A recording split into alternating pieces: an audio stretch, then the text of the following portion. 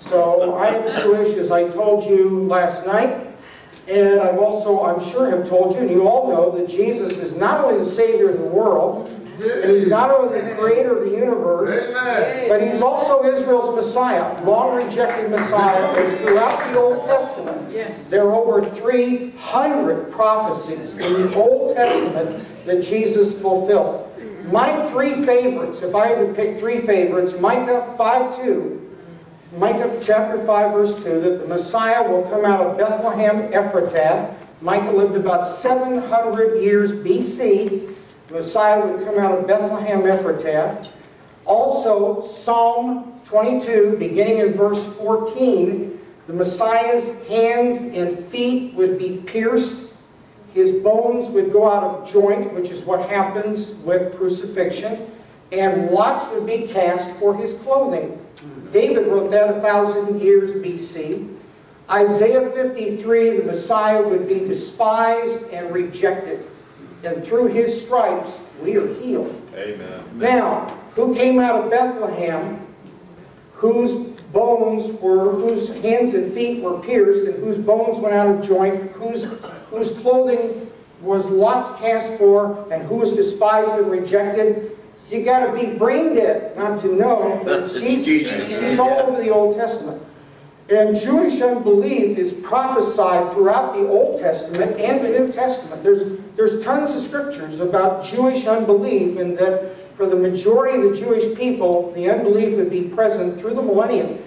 But in the end times, more and more Jewish people would come to know the Lord, and there's always been a remnant of Jewish people through history who've accepted Israel's true Messiah, who is Christ. Well, our story this afternoon is about the Lord's coming. And in fact, I personally believe that it is now very near.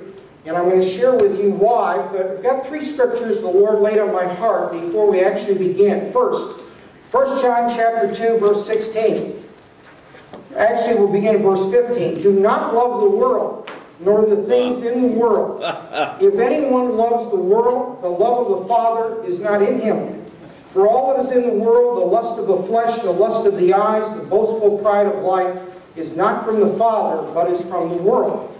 And the world is passing away, and also its lusts. But the one who does the will of God abides forever. And Susan was talking about, just a little while ago in her excellent presentation, we are to do what? The will of God. Which means we are to be open to discover His will for our lives and implement His will in our lives. And be totally passive to His will.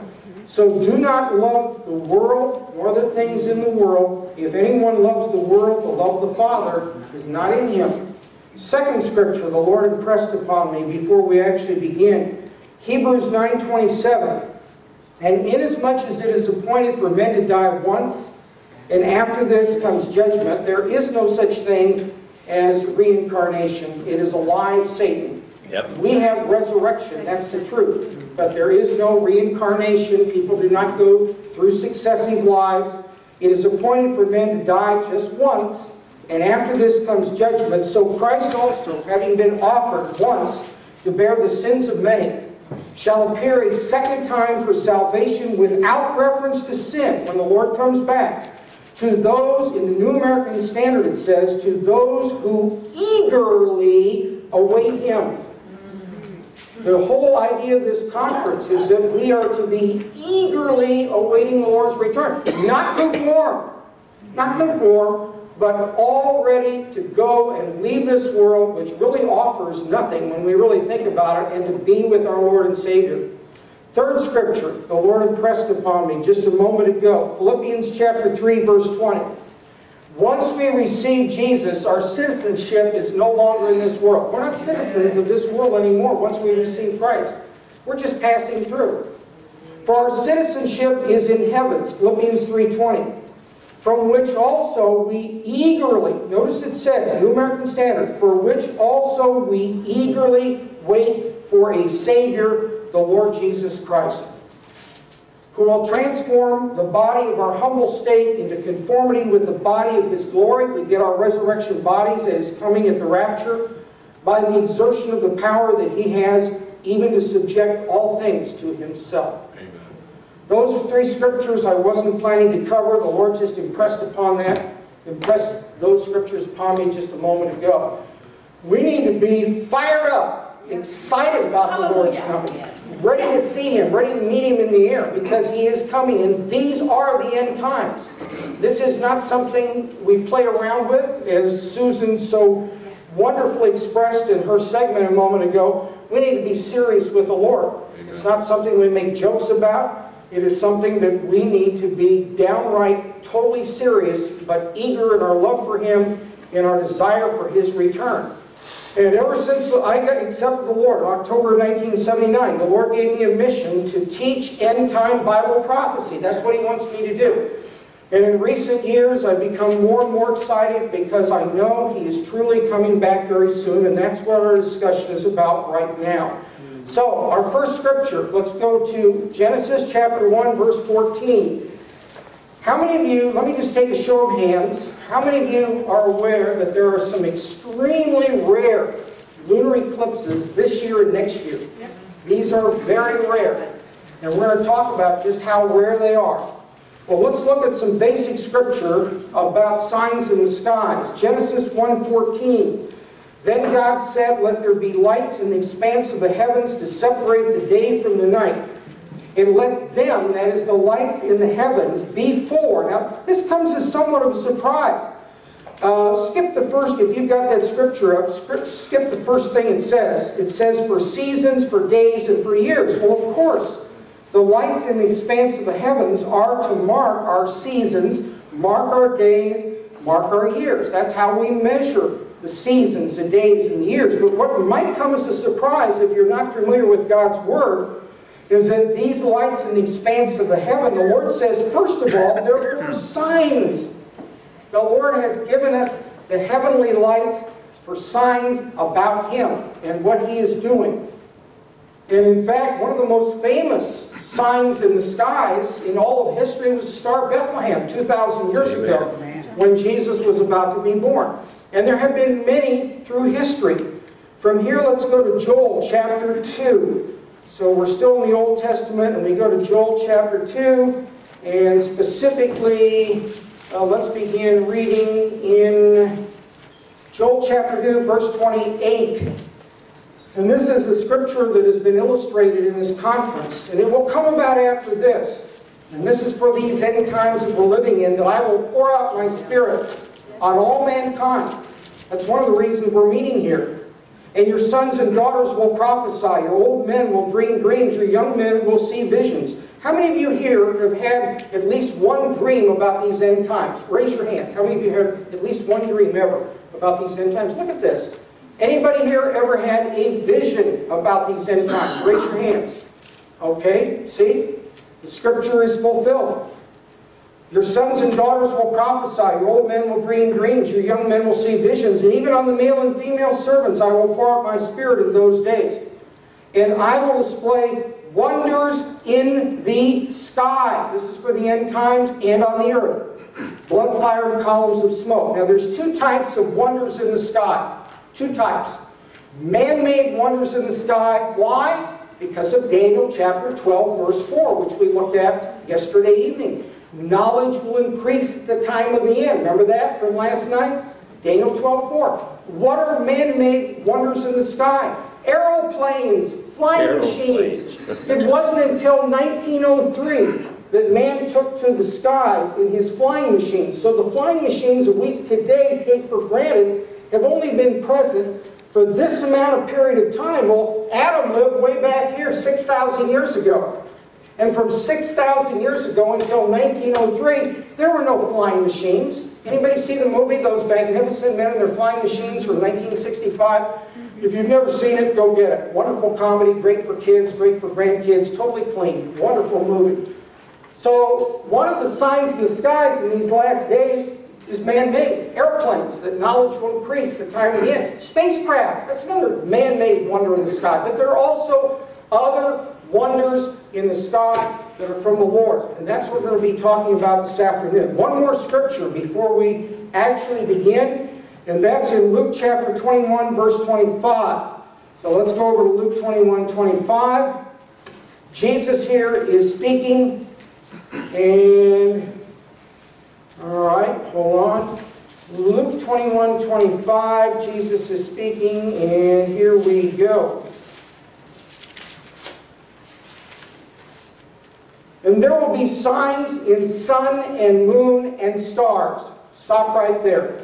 The Lord is talking about these end times we're living in. There will be signs in sun and moon, which we're going to be talking about, and stars. And upon the earth dismay among nations and perplexity at the roaring of the sea and the waves. There's a whole story there we're not going to get into. Men fainting from fear and the expectation of the things which are coming upon the world, for the powers of the heavens will be shaken. And then they will see the Son of Man coming in a cloud with power and great glory. That's the second coming, not the rapture. But when these things begin to take place, straighten up and lift up your heads, because your redemption is drawing near. That's the rapture of the church. Now, let's get into our topic. I'm sure all of you are well aware that lunar eclipses are no big deal. They happen from time to time. And there's nothing really out of the ordinary about lunar eclipses. What is very unusual is when a lunar eclipse happens on a Jewish feast day. How many of you are familiar with the Jewish feasts? Anybody here heard of this? Leviticus chapter 23 is the handbook. You got Passover. Jesus died on Passover. You got the Feast of Unleavened Bread. Passover is for his blood sacrifice. Unleavened bread is for his body sacrifice. 1 day of Passover for his blood sacrifice, 7 days of unleavened bread for his body sacrifice. We've got 8 days, which the Jewish people refer to as Passover. Actually, Passover is only 1 day. Unleavened bread is 7 days, but Jewish people think of Passover as 8 days, and you don't eat leavened bread during that time. You have to eat unleavened bread. The Feast of First Fruits, Jewish people don't know about it anymore. They don't even talk about the Feast of First Fruits. We know it as Easter. And it's in Leviticus chapter 23. It's the third Jewish feast. And at Easter, the Feast of First Fruits, Jesus rose from the dead. So he died on Passover. Passover is his blood sacrifice. Unleavened bread is his body sacrifice. He rose again on the Feast of First Fruits. He was the first fruits to rise, and we will rise to meet him at his coming. Then we have Pentecost, which the Jewish people celebrate as a very minor feast in the late spring, early summer. And Pentecost is when the Holy Spirit descended 2,000 years ago. Pentecost. In Old Testament times, Moses received the law at Pentecost. That's when Moses got the law. In New Testament times, we get the Holy Spirit. In the fall of the year, we have the Feast of Trumpets, which is known as Rosh Hashanah. At the Feast of Trumpets, there's a blowing of trumpets. And in Old Testament times, there would be a blowing at the temple of the shofar, and at the last trump, the Jew would leave to go home to be with the Lord in the temple, and the Canaanite or the Hittite or the Jebusite would stay in the field. Does that sound familiar? At the last trump, we will be raised, and the Lord will return. Okay, the Feast of Trumpets most closely correlates with the rapture of the church. We have Yom Kippur, the Day of Atonement. There will be a national Day of Atonement when Israel receives her Messiah. And then we have Tabernacles or Booths, and this will be a yearly celebration during the 1,000-year kingdom age when the Messiah will rule from Jerusalem on the throne of David. So these are the 7 Jewish feasts that happen every year. Now, if you know anyone Jewish and you ask them, when is the new year? They'll always tell you Rosh Hashanah in the fall. That's not the biblical New Year. That is the secular Jewish New Year. The biblical New Year is in the spring of the year, in the month of Nisan, N-I-S-A-N. It's always somewhere around late March, early April, varies every year. But that's the biblical Jewish New Year. The secular Jewish New Year is at Rosh Hashanah in the fall. Okay, so those are the 7 Jewish feasts which are found in Leviticus chapter 23. That's the handbook of Jewish feasts. Okay, now, I just told you a minute ago that lunar eclipses are fairly common. They're not very common when they happen on a Jewish feast day, and they are extremely uncommon if you see a grouping of lunar eclipses all in a row on Jewish feast days. Now, there is a Jewish man that I know through the internet. I don't know him personally, but anybody here heard of Mark Biltz? Mark Biltz, B-I-L-T-Z. He is a Jewish believer like me. He happens to be a pastor. Yeah. I guess you could call him rabbi. The term rabbi just means teacher. And in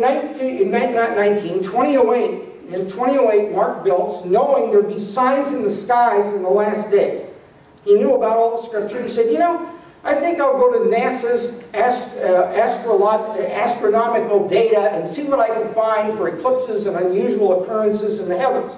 So he goes in 2008, he researches this, and he finds something absolutely incredible. And since then, John Hagee wrote a book, The Four Blood Moons. Many other Bible prophecy teachers now are teaching about these special eclipses, and that's what we're going to look at right now. All right, I'm going to take you back to 1492, right here. Now, for those of you, I know in the very back it's hard to see this, but I've got it 1500 AD, 16, 17, 18, 1900 AD, the year 2000. And in red, I've got the times of some very unusual eclipses. And the first of these was in 1492. Now, in 1492, what was going on? Well, Columbus was about to sail for the New World. And if you know your history, you know that the Jewish people in Spain in the early 1490s and 1480s were being severely persecuted. Many of them were tortured, many of them were killed. And the Jewish people were having a desperate time. It was a Holocaust, and there have been many Holocausts through history. And the Jewish people were under severe affliction in Spain. Columbus sails to the New World, and in the hundreds of years that would follow, this would open the doors for Jewish people to immigrate from Europe, where they were being persecuted, to the New World, not just to North America, but also to Central and South America. There are Jewish people down in Argentina and Bolivia and Brazil, but it would open the doors for Jewish people to immigrate to the New World where they could have freedom and be free from the persecution they went through in many countries in Europe. And the greatest freedom that any nation has ever provided for the Jewish people has been right here in America.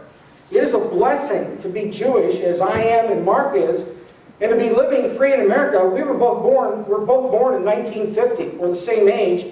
And I don't know what political persecution is like, because my entire life being Jewish in America, I've been able to live here free and have a good life and not have to experience what happened in the Holocaust in Germany and in Europe back in the 30s to 1945. So what Columbus did would open up the gates for Jewish people to come to the New World and have freedom like they've never had before in history.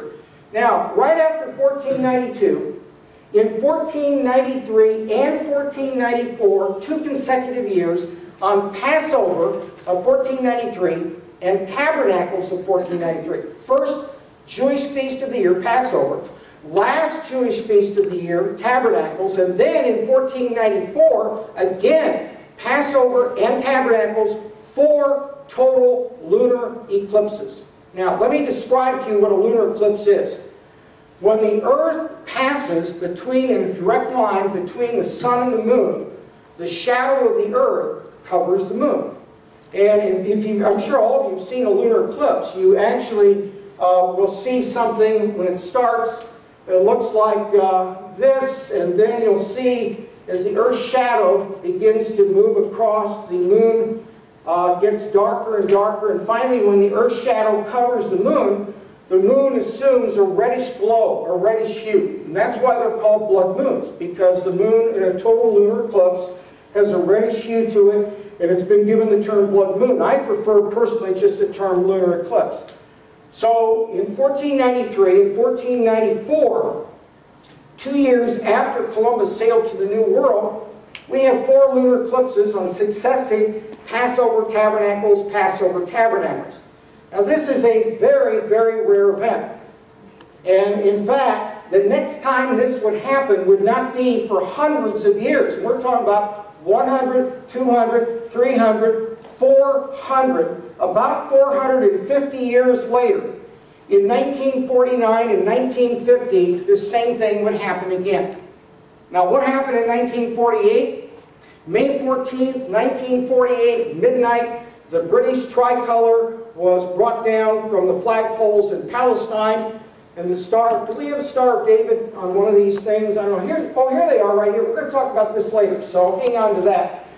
But the Star of David was raised over Palestine, and the state of Israel came into existence. And for those of you who were not here last night, you need to understand that Israel becoming a state in 1948 was a spectacular event. Why was it spectacular? Well, for this reason. Prior to 1948, when was the last time that the Jewish people were a free, independent people living in their land? It wasn't when Jesus walked the earth. Because when Jesus walked the earth, as I mentioned last night, Judea was a province of the Roman Empire. And the Roman centurions and all the Roman legions were persecuting the Jewish people. You've all seen the movies, Jesus of Nazareth and all the biblical movies, and you've read your Bibles. You know that the Jewish people, when Jesus walked the earth, were yearning for political freedom, yearning for freedom. They didn't have it. It was a miserable existence. And they missed Jesus because they were looking for a political deliverer, not a spiritual deliverer. And you know something? The Jewish people are making the same mistake today. They want a political deliverer. That's why they're going to accept the Antichrist when he comes and make a peace pact with him. They're not looking for a spiritual deliverer, because if you don't know Jesus and you're unsaved, you don't think there's anything wrong with you spiritually, do you? I can remember, I didn't think before I accepted Christ there was anything wrong with me spiritually.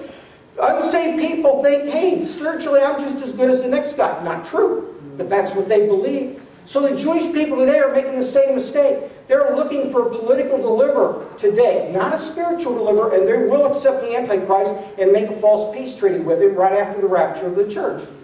So prior to 1948, we go back to the 1st century, and the Jewish people were persecuted under the Roman Empire. And prior to that, they were dominated by the Greek Empire, which had Palestine. And prior to that, it was Medo-Persia that had Palestine. And prior to that, it was Babylon. Prior to that, it was Assyria. So you have to go back to 721 BC, when Assyria came down from the north and took the northern 10 tribes of Israel captive. That's the last time the Jewish people were free, independent people. That's almost, not quite, almost half the distance back to Adam. And in fact, it was 2,669 years from 721 BC till 1948. We are living in the most unique time period in all of human history. Amen. And in 1948, when Israel returned, it marked the beginning of what we call the end times, of the last days of this dispensation, which is called the church age, ever since the Holy Spirit descended at Pentecost in Acts chapter 2. So, 1948, May of 1948, Israel becomes a state. The Star of David is raised. I get goosebumps when I think about the events of May of 1948. Many, many times I've seen all the videos and the photos, and David Ben-Gurion making his speech proclaiming the state of Israel. And they're all playing Haga Navila, and they're playing all the Jewish songs, and I go nuts when I watch all this. Hallelujah. Because even though my people reject me because I believe in the Jewish Messiah who is Christ, I love Israel. I love the Jewish people, my people. And someday, I hope you'll come to visit me during the Kingdom Age, because in my resurrection body, I'm going to be living, and I know my wife will be there, and Mark will be there. We're going to be in Israel. And in my resurrection body, Amen. Okay. So 1948, Israel declares statehood. 5 Arab armies attack Israel. The war drags on early 1949. Finally, when the war is over, Israel gained a lot more territory than the UN was going to allow her. And in early 1949, Israel establishes her first official government. And guess what happens? 1949, 1950, Passover, Tabernacles. 1949, 1950, Passover, Tabernacles, 4 lunar eclipses to mark the event of the establishment of the State of Israel. Everybody with me? Oh, yes. All right, now, there's one problem. The Israelis in the War of 1948, the War of Independence, they sent their troops into East Jerusalem. Now, how many of you know there's West Jerusalem and East Jerusalem? East Jerusalem is the true city of David. This was David's capital. And the Jewish people, the Israelis, pushed their troops in 1948 into East Jerusalem, and the Jordanians rebuffed them, and the Israelis fell back, and they did not capture their beloved city, true city of David, East Jerusalem. They would have to wait 19 years. And in June of 1967, early June of 1967, the Israelis knew that the Arabs were going to attack. So Israel moved first. And I'll never forget, the film clips on this, the Israelis launched their Air Force out in the Mediterranean. The entire Israeli Air Force took off. They went out east, or actually west, into the Mediterranean. Half of the Israeli Air Force split off, heading north. The other half of the Israeli Air Force split off, going south. It was early in the morning. The northern part was barely over the ocean, or the Mediterranean. They then flew inland over Syria, and when they got to the Syrian Air Force bases, the Israelis came up very high, came down, and destroyed the Syrian Air Force while it was on the ground just sitting there. On the south side, the Israeli Air Force, hugging the water, came inland over Egypt. Again, they went up into the air, came down, and obliterated the Egyptian Air Force. And within the first 3 or 4 hours of the Six-Day War of June of 1967, Israel won the skies, and from then on had superiority in all the sky in terms of Air Force battles and all that. The other two Air Forces were gone. And again, Israel won that war. But more importantly, the Israeli army this time went into East Jerusalem, and under the leadership of General Moshe Dayan, remember the guy with the patch on one eye? They went into East Jerusalem. They captured the Temple Mount. They raised the Star of David, and Israel had its most important city back, East Jerusalem. So this was June of 1967. Guess what was going to happen again? In April of 1967, 2 months before the Six-Day War, in April of 1967, at Passover, a lunar eclipse. After the Six-Day War, Tabernacles of 1967, a lunar eclipse. 1968, Passover, a lunar eclipse. Again, the fall of 68, Tabernacles, another lunar eclipse. It had just happened 3 times now in history, from 1493 and 1494 to 1949, 1950, 1967, 1968. Here we go. All right? Now, something very important you need to understand. Each of these tetrads, or 4 lunar eclipses, would mark a great event for the Jewish people. Not a bad event, a great event. The first was freedom from persecution. That's what the first 4 blood moons or lunar eclipses were about. They marked the Jewish people being able to come to the New World for freedom. The second time, they marked the establishment of the State of Israel, a spectacular event in all of history.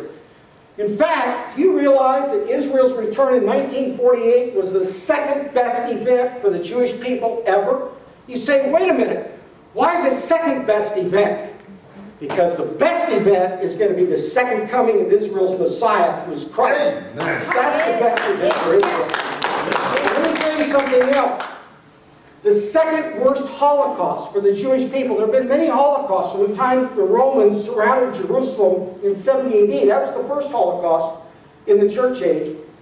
The most recent Holocaust from 1933 to 1945 in Europe was Israel's second worst Holocaust. You're saying, wait a minute, second worst Holocaust. How many of you have ever had an attack from the enemy right before the Lord gives you great blessing? Has anybody ever experienced that in this room? All right, let me see the hands. Anybody here experience that? That's right? You get severely attacked by the enemy, and then when it's all over, you get this blessing from the Lord.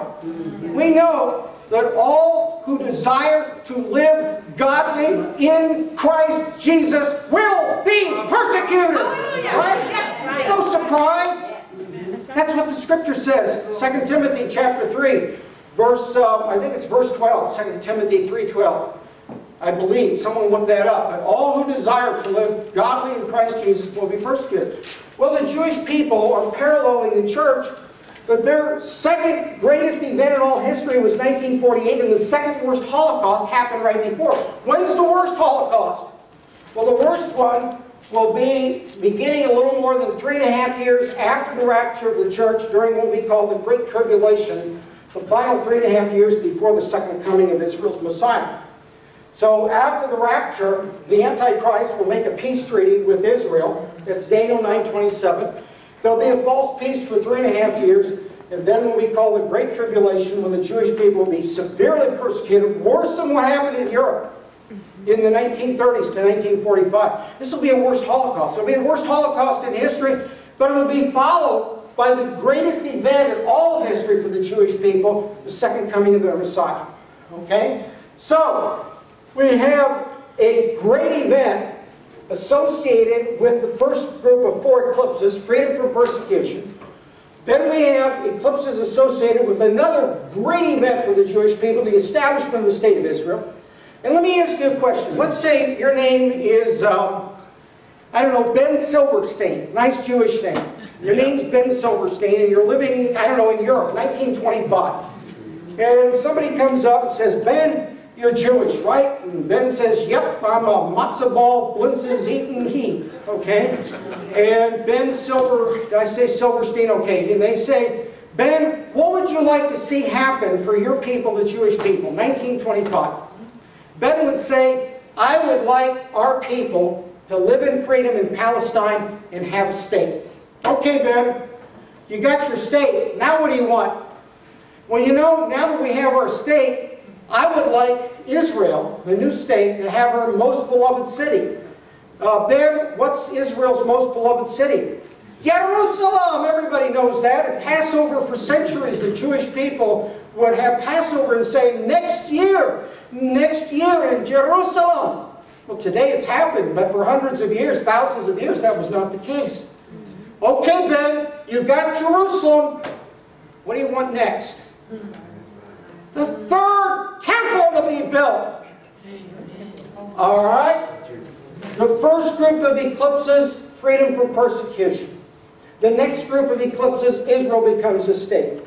The next group of eclipses, Jerusalem. Now, put those eclipses up there for 2014 and 2015. It's going to happen again.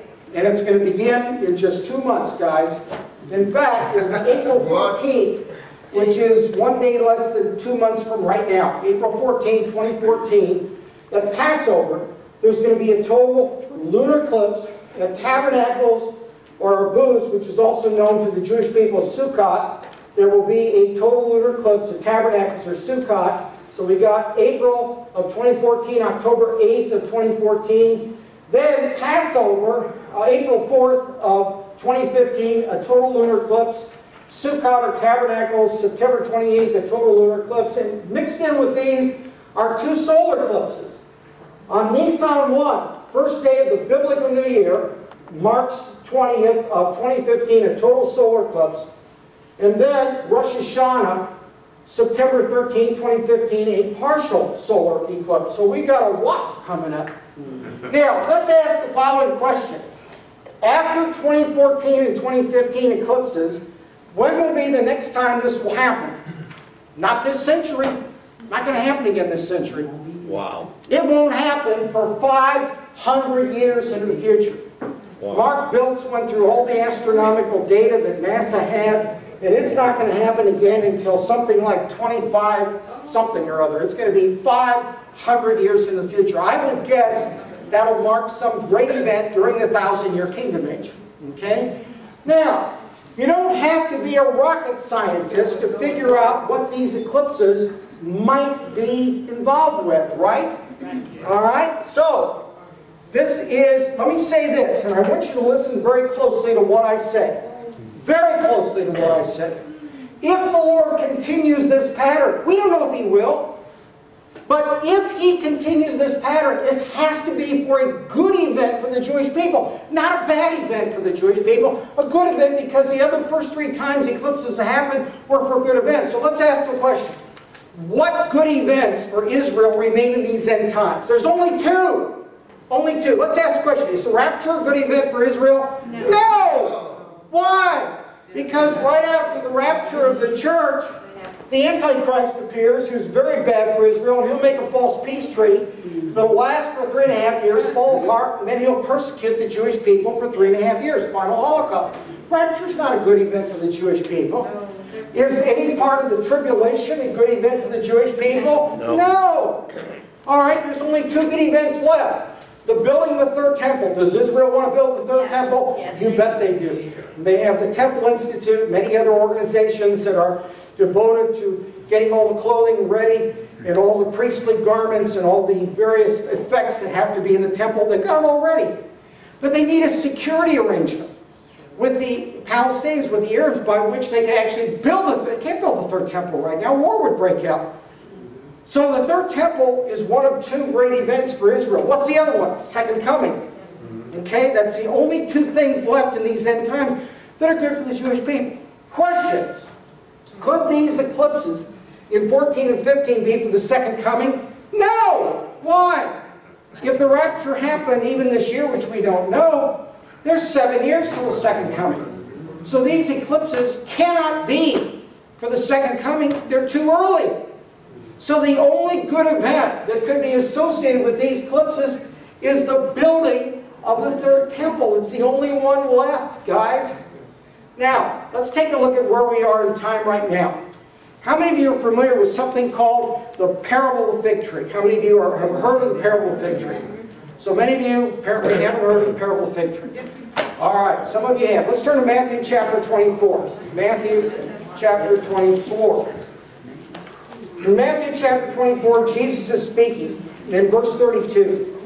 Now learn the parable from the fig tree. Now I'll go ahead and tell you, we don't have time to do all of this.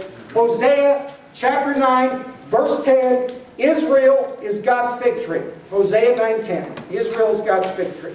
Also you'll find it in Micah chapter 7, beginning the first few verses in Micah chapter 7. So in Matthew 24, verse 32, now learn the parable from the fig tree. That's Israel.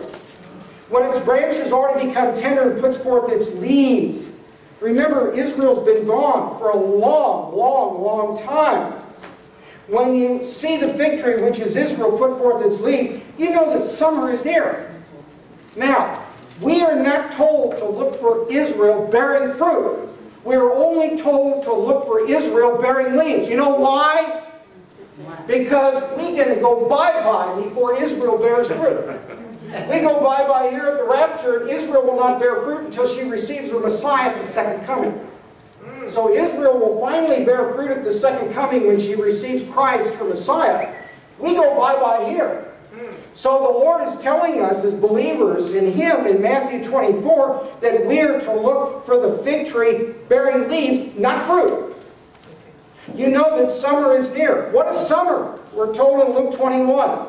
So I'm going to read to you Luke chapter 21, beginning in verse 29. And He told them a parable. Behold the fig tree, that's Israel, and all the trees. These are other nations that come into existence in these end times. The whole story on that. I've just been teaching it in my Sunday morning class. As soon as they, that's Israel and these other nations that come into existence in the end times, as soon as they put forth leaves, not fruit, leaves, you see it and know for yourselves that summer is now near. What is summer? Even so you too, when you see these things happening, recognize that the kingdom of God is near. Summertime is the kingdom of God on earth when Christ will rule from Jerusalem on the throne of David as Israel's Messiah for the next 1,000 years. That's summertime. So when you see Israel put forth leaves, which she did in 1948, you know that the kingdom of God on earth, when the Messiah will rule from Jerusalem on the throne of David, you know it's near. Why do the nations hate Israel? Why? Why would they hate such a tiny little country that has been such a great benefactor in terms of science and agriculture and culture? The Jewish people have been amazing through history. Why is Israel hated? God loves Israel. Satan hates Israel. He doesn't want Jesus to return as Israel's Messiah and rule from Jerusalem for 1,000 years. He hates Israel. That's why the nations hate Israel. That's why when you go to the United Nations, the voting is overwhelmingly always against Israel. It's why they pick on Israel constantly, because the God of this world, Satan, the temporary God of this world, praise the Lord, the temporary God of this world, hates the Jewish people. That's why all the problems of persecution that the Jewish people have been through, and there's tons of scriptures on this in terms of their persecution, what they've gone through. So we have in the parable of fig tree, once again, Matthew chapter 24. Even so, let me read verse 32 again, Matthew 24. Now learn the parable from the fig tree. When its branches already become tender, it puts forth its leaves. You know that summer is near. It's God's kingdom on earth. Even so you too, verse 33 of Matthew 24. Even so you too, when you see all these things, recognize that he that is Jesus is near, right at the door. That's the rapture of the church. In fact, when I teach on the rapture, it takes me 45 minutes to present the rapture as a door through which we go. Because throughout the Bible, the rapture is presented as a door through which we exit to be with the Lord. And a lot of scripture on this. This is the rapture. Look at verse 34, Matthew chapter 24. Truly I say to you, this generation, that's the one that sees Israel put forth leaves, this generation will not pass away until all these things take place. That includes the second coming, by the way, and the tribulation period. Heaven and earth will pass away, but my words shall not pass away. Now, in case you haven't noticed, this coming May, Israel will be 66 years old. All right? Now, if the Lord came back very, very soon, which we'll talk more about in a minute, then even if he came back this year, which we don't know, add 7 years, you get 73 years. Okay? So we're at a minimum, right now, minimum, from 1948 to the second coming, minimum of 73 years. You say, well, why is that important? Well, let's go back to Matthew chapter 23 and take a look at verse 36. This is for the first century. First century. Truly I say to you, Jesus here is speaking, Matthew 23:36, all these things, these are first century prophecies, not our time, first century. All these things shall come upon this generation. Now, I don't have time to get through all the scripture, but Jesus prophesied back here around 33 AD that because the Jewish people rejected him as their Messiah, three things would happen. He prophesied that the Jewish people would be scattered to all the nations. He prophesied the temple would be taken down stone by stone. And he prophesied that Jerusalem would be destroyed. Lots of scripture on this. And then he says in Matthew chapter 23, the same words he says in Matthew 24, only it's for the first century. All these things should come upon this generation. And when you consider the fact that Jesus was born either the turn of the millennium 2,000 years ago or a couple of years BC, from the time that he was born until the fulfillment of the prophecies in 70 AD. He left about 33 AD. He ascended to be with the Father, about 33 AD. But it was in 70 AD that the Romans destroyed Jerusalem, exactly as prophesied, took the second temple down stone by stone because it was inlaid with gold. The Romans were just a little bit greedy. And the Jewish people who survived were scattered all the nations. And it happened in 70 AD. And from the time the Lord was born until the fulfillment of all first coming prophecies, guess what, guys? Somewhere between 70 to 73 years, depending upon when Jesus was born. If he was born a few years BC, 73 years. If he was born in 0, right, turn of millennium, 70 years. We're at that length right now. We're at a minimum of 73 years. And then both the first century and our time period are directly compared in Scripture from Matthew 23 to Matthew 24. Truly I say to you, all these things shall come upon this generation.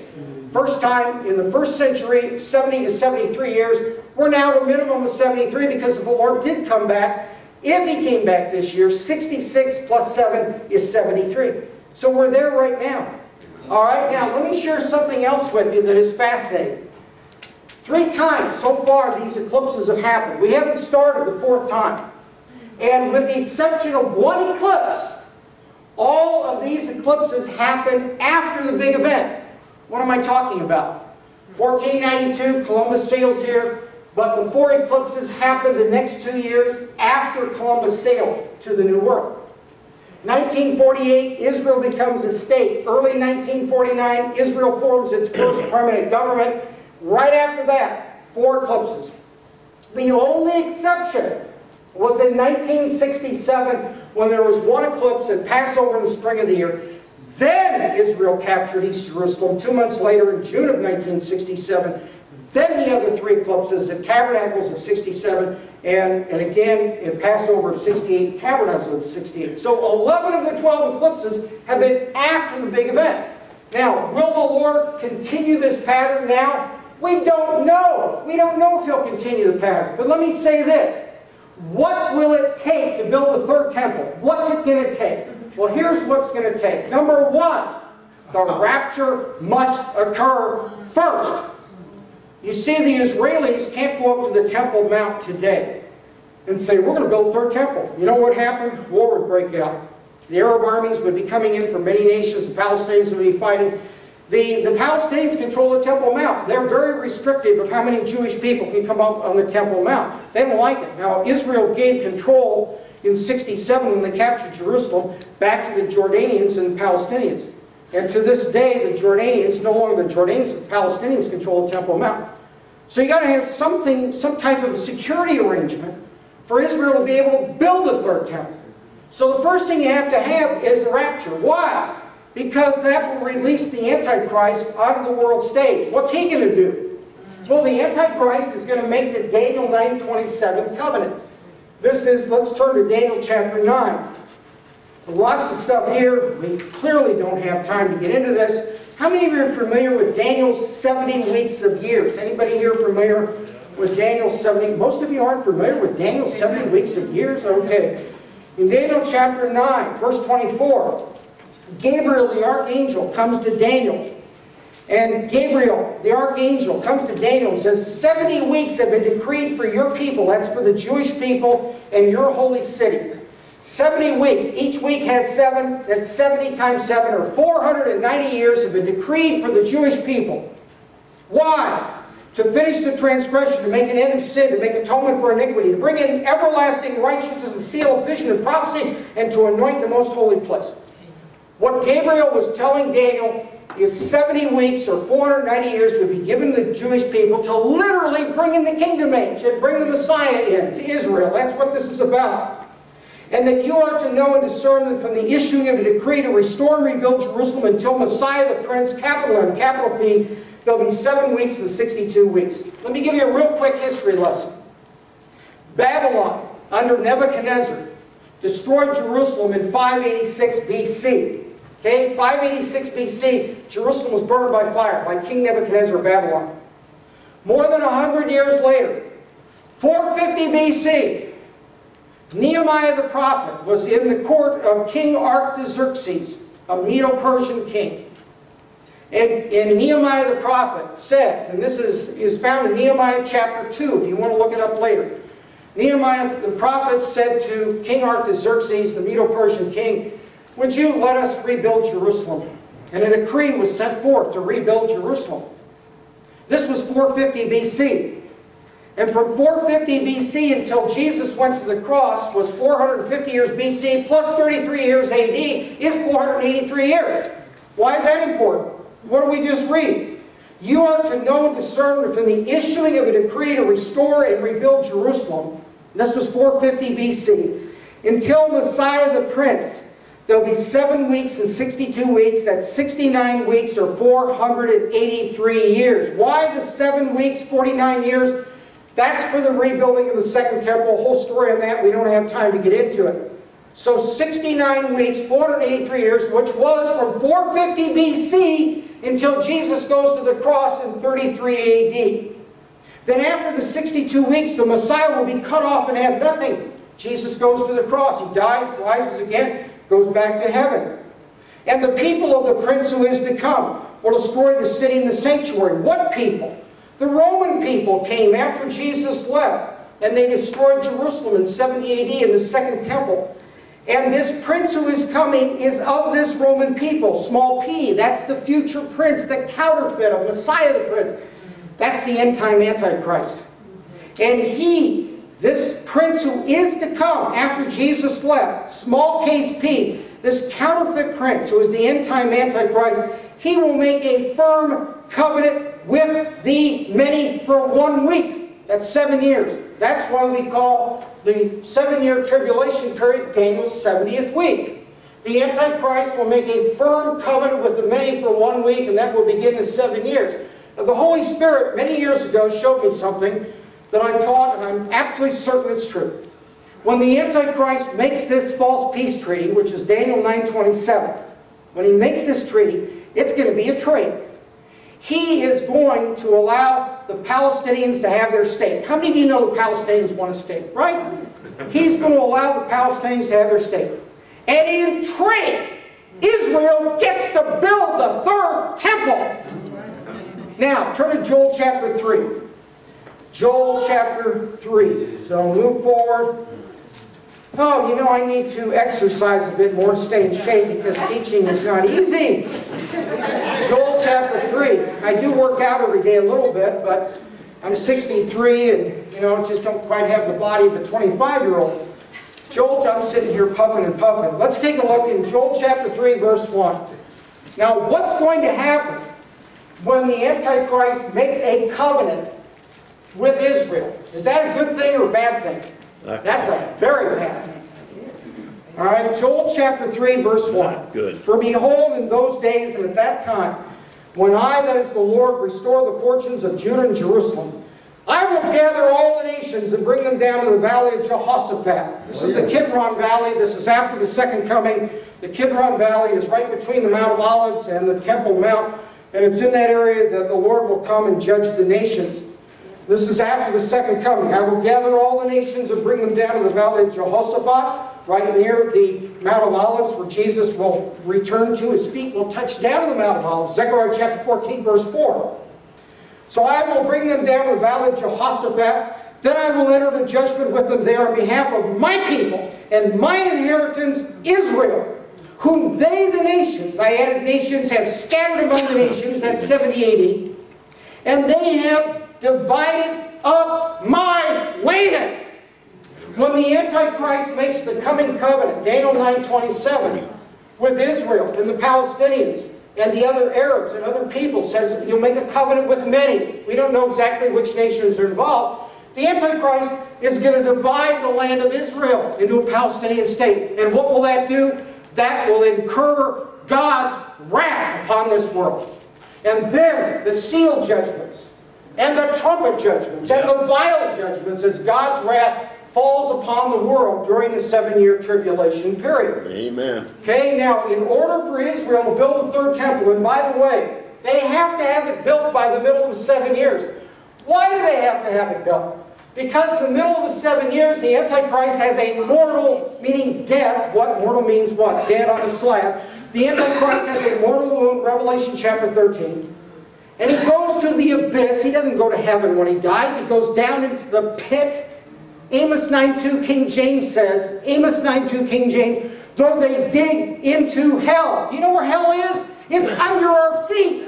It's in the earth, inside the earth. That's where hell is. Amos 9:2, though they dig into hell. The Antichrist goes into the pit. He comes back up out of the pit, counterfeiting what Jesus did, only Jesus went down into hell to talk to the folks down there. He didn't go down there because he was cast down there, but the Antichrist will go to the pit. He will rise again, and the whole world will marvel and follow the beast, Revelation chapter 13. And he goes into the third temple that will be built, and he literally claims to be God, 2 Thessalonians chapter 2, verse 4. And he, in claiming to be God, that's the abomination of desolation. And then he persecutes the Jewish people till the second coming 3.5 years later. So temple construction is not something we're going to see. We have to see the rapture of the church first. Then the Antichrist comes on the scene. Then the Daniel 9:27 covenant. Then Israel builds the third temple. Now, for those of you who know anything at all about the rapture, you know that it is associated with an event of sudden destruction. Turn with me to Matthew chapter 24. Matthew chapter 24. Let's take a look at that. In verse 37, Matthew 24:37, Jesus is speaking. How much time do I have, Susan? Just go ahead. Oh, just go ahead. Okay, Matthew, we're going to finish up. It's 4:16. I don't even know how long I've been speaking. Matthew 24, verse 37. For the coming of the Son of Man will be just like the days of Noah. You want to learn about these end times? Study the days of Noah. They're identical. That's right. What happened in the days of Noah? Nobody wanted to listen to what Noah had to say. Have you noticed today nobody wants to listen to the message that the Lord is about to really return? He's about to really return. Amen. Okay, Dr. McKenko and others have had visions of the Lord's return. It's happening now. It's going to happen very soon. If the pattern continues, it is going to happen real soon if this pattern continues. Because if this is going to mark the building of the third temple in 14 and 16, we got to be out of here. So let's take a look at the scripture. For the coming of the Son of Man will be just like the days of Noah. Nobody would listen to Noah. He was a nut. He escaped with 7 of his family members, and the rest of the world did what? They perished. For as in those days which were before the flood, they were eating and drinking, they were marrying and giving in marriage, until the day that Noah entered the ark. The day that Noah entered the ark, people were out there having fun, life was normal. And they did not understand until the flood came and took them all away. So shall the coming of the Son of Man be. People will not understand. There's church people sitting in churches, in denominational churches, who are into humanism instead of God's Word, and they don't realize what's about to happen. Hallelujah. Turn with me to Luke chapter 17. Luke chapter 17. The same scripture is found here. And we begin reading in Luke chapter 17, beginning in verse 26. Jesus is speaking. And just as it happened in the days of Noah, so it shall be also in the days of the Son of Man. They were eating, they were drinking, they were marrying. Life is normal. They were being given in marriage until the day that Noah entered the ark. And the flood came and destroyed them all. It was the same as happened in the days of Lot. Now the days of Lot are equated with the days of Noah, which are equated with these end times. They were eating, they were drinking, but now look, it says, they were buying, they were selling. What's that? Economic activity. They were buying, they were selling, stock market. The scripture says they were planting agriculture, they were building construction. But on the day that Lot went out from Sodom, it rained fire and brimstone from heaven and destroyed them all. Same thing in these end times. It will be just the same on the day that the Son of Man is revealed, and this will be at His coming at the rapture of the church. As we are going up in the air, there's going to be a sudden destruction event upon this earth. I've talked to many people that had dreams and visions that as we are airborne and rising, there are bombs going off in American cities, mushroom clouds. I've had so many people come to me with these dreams and visions over the past 30 years. Will people today listen? No. No, they won't listen. Will the pastors in churches, most churches, talk about this? No. No way they won't talk about this. How many of you know that right now a major war is brewing in the Middle East? And you know what it's about? Here's what it's about. Israel. Benjamin Netanyahu, Israel's prime minister, has said, we will not let Iran go nuclear. What is America doing about this? Nothing. The Obama administration has officially made it clear they're going to do nothing and let Iran get away with going nuclear. They've raised the sanctions, freed up billions of dollars in Iranian assets. The Iranians now are back with their economy beginning to revive. And Obama's backed off. It's now up to Israel if they're going to stop them. Do you know what Israel did in the past? 1981, Saddam Hussein was building a reactor in the desert of Iraq. What did Israel do? They sent the Air Force in, blew it to smithereens. You know what happened in September of 2007? The Syrians were building a nuclear reactor. You know what Israel did? Sent in their planes, blew it to smithereens.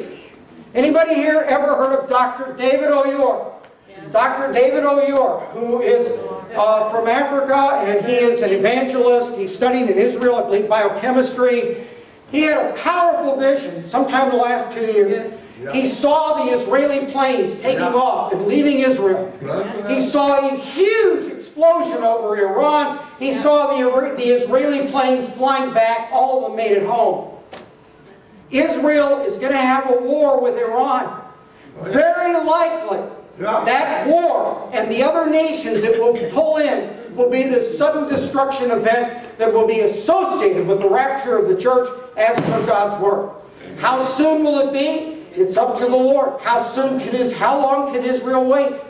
The Iranians are very close to having enough enriched uranium to put together their first nukes.